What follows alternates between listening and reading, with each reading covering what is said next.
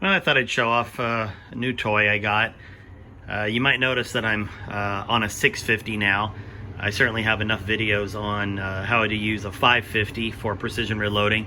So I thought I'd move up and do some more videos with how to do it on a 650. And one of the advantages with the 650 is obviously you get an extra station and some other stuff, but that extra station is now allowing me to put a Mr. Bulletfeeder on. So the Mr. Bulletfeeder comes in both a mini version, which I'm going to show you in a second, or in a kind of a hopper version, which is similar to like a Dillon hopper like that for the brass, but a little bit smaller, and I don't have that one yet. But I'm going to show you the Mr. Bulletfeeder Mini. And it uses this die, which has a cotter pin, and there's these little slots here, and there's actually a slot lower. And then inside, which let me see if I can get a shot of this.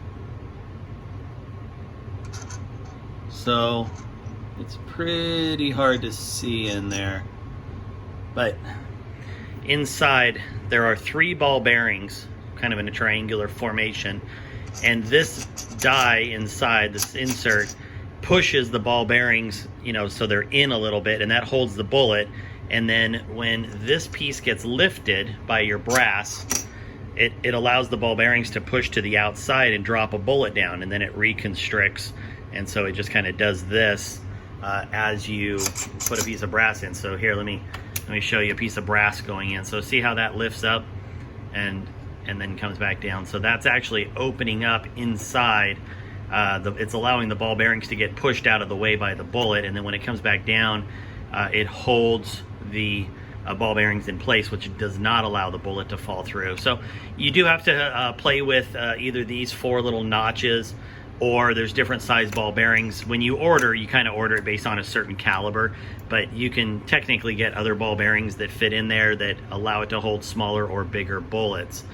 So this has been fully set up. I have it adjusted so that it comes up enough during the process to allow the bullet. And what it utilizes is this cartridge here. So kind of looks like a little Gatling gun, right? So it's 6 tubes. You load your bullets into it. You can see there's one opening there, which is what goes on top of the die. And then one of the tubes has a hole in it for the cotter pin. So that's obviously going to be the first round of bullets you use, and that's going to keep them from falling out until you get it on top of your Mr. Bullet. And then as you need more bullets, you simply rotate to a new position, right? So there's the next tube, and the next tube, and so on. So let me show you loading this thing and kind of what I've been doing with it. So let me just get the camera reset. I'll be back in a second. All right, so we have the tube and we need to load it. First thing, make sure obviously you have your cotter pin in that first tube. And instead of just letting the bullets fall in and hit each other, what I've been doing is I usually just grab a handful of these and I'll just lightly keep this at an angle so that the bullets aren't slamming on top of each other. And you just get them loaded in like that. And this is 284, and I think unless I stack, there's just a little bit of room on top of that bullet, but the 1, 2, 3, 4, 5, 6, 7, and 8 bullets in a tube. So, and I've got 6 tubes, so 48 bullets at a time. Most of the stuff I shoot, I shoot 20 or 40 rounds, at my little mini matches every week. So that would be 1 tube or one setup for reloading. If I was doing something like Nationals or Southwest Nationals, where I need 300, 400, 500 rounds, obviously I'd have to refill this a few times. And I guess that's something you have to kind of weigh in on yourself is, do you care about that for the $100 that this costs versus $500 for the automated feeder one that just lets you do unlimited bullets? For me, I figured the $100 and the simplicity and not having something else that's plugged in made it kind of nice for me. Time will tell whether I keep it or end up with a full-size Mr. Bulletfeeder. But I like the design so far. So I'm just going to do this 1 tube that I loaded up here. And it happens to be in a tube that does not have the cotter pin, but that's fine because I have it rotated so that bullets can't fall out. And then obviously when I want to use it, I just open up the bottom of that tube and they'll fall out. So you really only need the cotter pin if you're gonna load all the tubes at once, which is obviously what I've done in the past. There is nothing else to this unit. I mean, literally it's this, and it's that die that I showed you in the beginning. And I think that's what makes this such an attractive unit for $100. I know there are, you know, some aftermarket things that you can buy. Almost all of them utilize the Mr. Bullet Feed die. So there's some guys on eBay and some private party guys. There's 3D printed bullet feeders that you can make. Pretty much all of them are based on buying a Mr. Bullet Feeder die anyway. So I figured, well, you know, worst case, I'll sell this off to somebody that has a Mr. Bullet Feeder Mini. Maybe I'll 3D print one of those and see how that works. I could always get a regular Mr. Bullet Feeder, but I really didn't see any, there's really no loss in spending the $100 to play with this. And again, so far, I really like the design and what it does. So let's see how it works. All right, so let me show it to you in action here. So we have, here's the tube that we just filled up. And I'm gonna go ahead and put it up here on the die.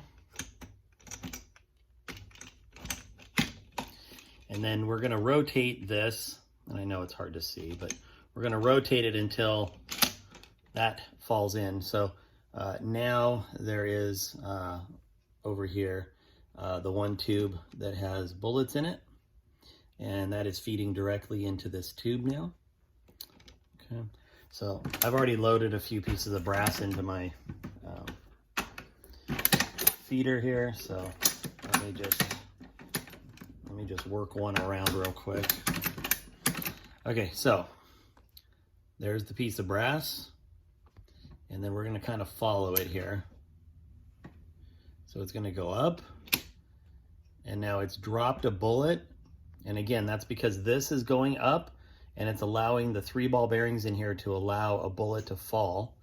And then if you see, dunk, just like that. All right, so here, let's do that again.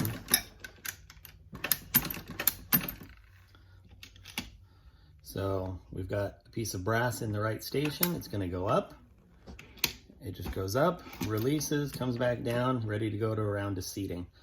So it's a very simple design. You know, I'd say if there was anything that I've had to kind of make sure what I'm doing as I'm using it, it's making sure, you know, really making sure that you're keeping an eye on this actual tube assembly. I think it's easy to get carried away, especially since this only holds 8 or 9 in it. It's easy to start loading, and then all of a sudden you look down and there's nothing in, you know, there's nothing down here in your brass. So as long as you're keeping an eye on this and your brass as you're reloading, you know, I had one where I emptied out the tube and forgot to rotate it. And all I did is I just keep a little, like just a small little tub next to the press. And if for some reason I miss one, I can just throw a bullet on that rotation, go to the next one, and then turn this. And, you know, you might be asking, well, okay, so great. You've got, you know, 5 or 6 bullets in here. Maybe you want to remove this to fill it, even though it's not completely empty. What do? Well, here's what I do. You just take your hand or a cup, and when you lift up on the die, they're all going to come falling out. And then you can just catch them. And now I can remove that piece. And I know this wasn't the easiest video to follow, and it's a little erratic in terms of the filming, but it's hard, you know, it's hard to show this in the scale that it needs to be. So I appreciate you understanding.